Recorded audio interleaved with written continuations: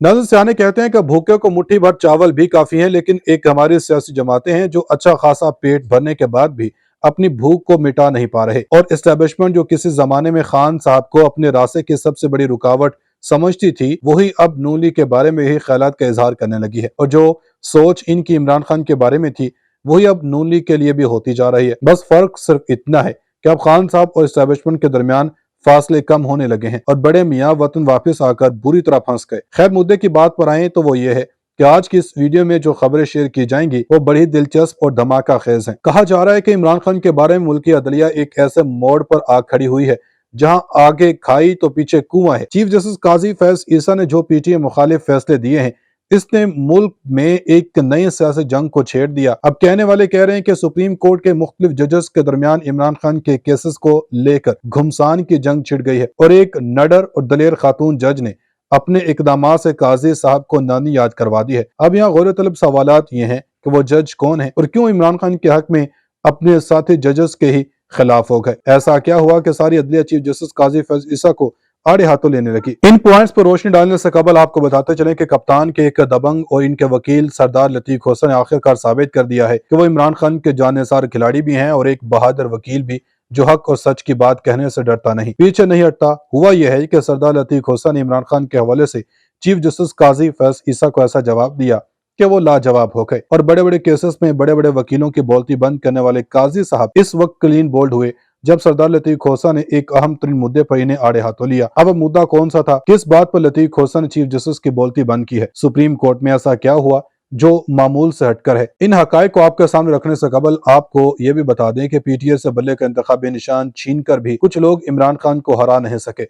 उल्टा ये हुआ कि नून लीग की परेशानियों और घबराहट में मजीद इजाफा हो गया। ऐसा क्यों हुआ है? इसके पीछे क्या कहानी है? इन सब पॉइंट्स को वीडियो में वन बाय वन डिस्कस किया जाएगा। नाज़रीन, इमरान खान की 4 साल की हुकूमत नून लीग की 37 साल सियासत पर भारी पड़ने लगी है। क्या पाकिस्तानी अवाम और क्या मुल्की अदलिया सब ही खान साहब के सियासी तर्ज अमल और बयानी की गर्विदा हो गए। अब खबरें यह भी हैं कि पाकिस्तान तहरीक इंसाफ ने सुप्रीम कोर्ट से लेवल प्लेइंग फील्ड की दरखास्त वापस ले ली। तफसीलात के मुताबिक सुप्रीम कोर्ट में पीटीआई की लेवल प्लेइंग फील्ड की दरखास्त पर समाअत शुरू हुई तो चीफ जस्टिस काजी फैज ईसा ने इस्तफसार किया कि आप केस चलाना चाहते हैं या नहीं। इसके जवाब में लतीफ खोसा ने बताया कि मुझे हिदायत मिली है कि दरखास्त वापस ले लें, क्योंकि हम अदालत में लेवल प्लेइंग फील्ड के लिए आए थे, लेकिन आपने 13 जनवरी की रात 11:30 पर ऐसा फैसला सुनाया जिससे तरीके इंसाफ का शिराजा बिखर गया। फैसले से हमें पार्लियामेंट सियासत से दूर कर दिया गया।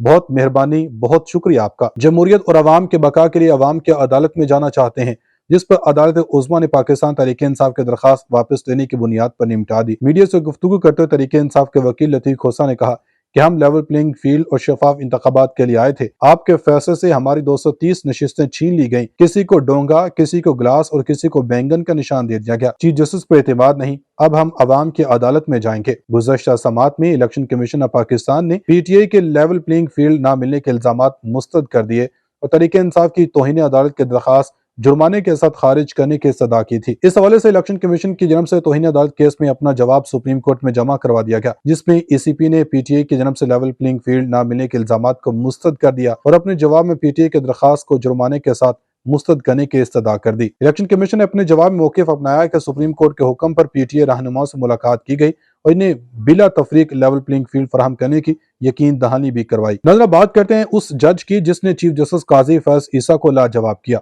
मीडिया रिपोर्ट्स हैं कि चीफ जस्टिस काजी फैज ईसा के सरबराही में सुप्रीम कोर्ट के 3 रुकनी बेंच ने पीटीआई के इलेक्शन कमीशन के खिलाफ तौहीन अदालत की दरखास्त पर समाअत का आगाज किया तो पीटीआई के वकील लतीफ खोसा ने कहा कि हम अपनी दरखास्त वापस ले रहे हैं। वकील पीटीआई ने कहा कि आप अहकामात दे सकते हैं, हम आपकी अदालत में ये केस नहीं लड़ना चाहते क्योंकि आपने तो पीटीआई की फील्ड ही छीन ली है।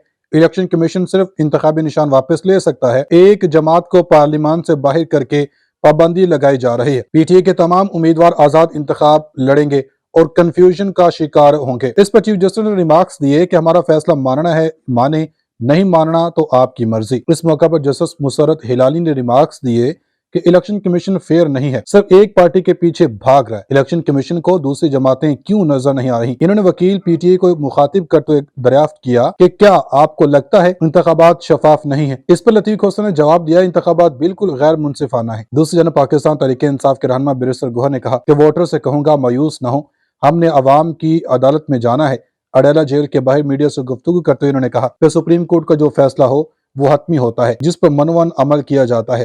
ہم عوام کی بھی ایک عدالت ہے اور 8 فروری کو عوام کی عدالت اپنا فیصلہ دے گی اور صرف 1 ماہ بعد ہی عوام کی عدالت میں فیصلہ ہو جائے گا اور ان کو شکست ہوگی۔ پاکستان کے معاشی بحران کا حل یہی ہے کہ ایک ہی جماعت حکمران ہو، اسی سے سوال ہو اور وہی جواب دہ بھی ہو۔ آئندہ انتخابات کے بعد اگر مخلوط حکومت بنی تو یہ عمل پاکستان کے معاشی مفاد میں نہیں ہوگا۔ ووٹروں کو اجتماعی طور پر کسی ایک جماعت کو مینڈیٹ دینا ہوگا تاکہ وہ جماعت پاکستان کے مسائل حل کرنے کے لیے مکمل طور پر ذمہ دار بن سکے۔ مخلوط حکومت میں کوئی ذمہ داری نہیں ہوتا، لہٰذا چوں چوں کا مربع حکومت بننے کا راستہ روکنا ہوگا۔ اپنے ایک کالم میں مزمل سہروردی لکھتے ہیں کہ اگلے 10 دن میں انتخابی مہم عروج پر پہنچ جائے گی۔ حلقوں میں سیاسی جلسے اور کارنر میٹنگ شروع ہو جائیں گی۔ سیاسی جماعتیں اور امیدواران ووٹ مانگنے نکل پڑیں گے۔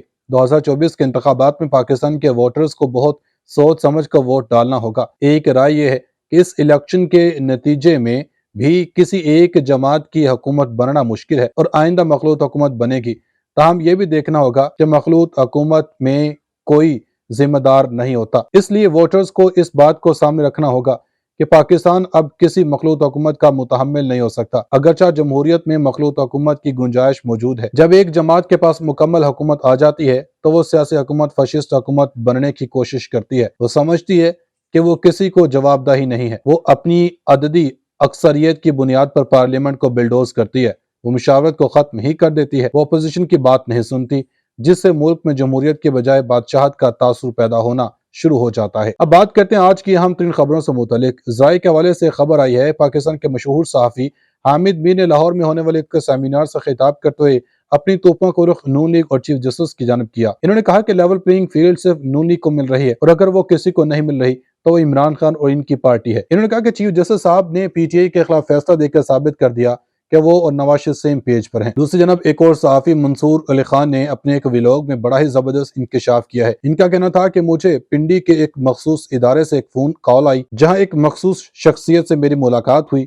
اور میں نے ان سے پوچھا کہ کیا 8 فروری کو الیکشن ہوں گے، تو اس مخصوص شخصیت نے کہا کہ جی بالکل ہوں گے۔ پھر میں نے پوچھا کہ نواز شریف پہلے کرپٹ اور نااہل سیاستدان بنا کر ملک سے باہر روانہ کر دیے گئے اور اب انہیں دوبارہ سے گڈ بک میں شامل کیا جا رہا ہے، کیا ایسے عمران خان کے ساتھ بھی ہوگا؟ تو اس مخصوص شخصیت نے کہا کہ بالکل بھی نہیں، ایسا عمران خان کے ساتھ کبھی نہیں ہوگا۔ الیکشن کی وجہ سے 9 مئی کے ذمہ داران کو بھی سزا نہیں دی جا رہی، لیکن سب کو سزا ملے گی۔ دوستو ایک خبر یہ بھی ہے کہ پاکستان تحریک انصاف کے سینئر نائب صدر شیر افضل مروت نے شہر قائد میں ریلی سے خطاب کرتے ہوئے پی ٹی آئی کراچی کی قیادت پر کڑی تنقید کی۔ سی ویو پر ہونے والے جلسے میں خرم شیر زمان کے علاوہ پی ٹی آئی کا کوئی مقامی رہنما نہیں آیا، جس پر شیر افضل مروت نے کہا کہ کراچی کے کوئی قیادت ریلی میں نظر نہیں آ رہی، جتنے ٹکٹ ہولڈر آئے ان کو سلام، جو نہیں آئے ان پر لعنت ہو۔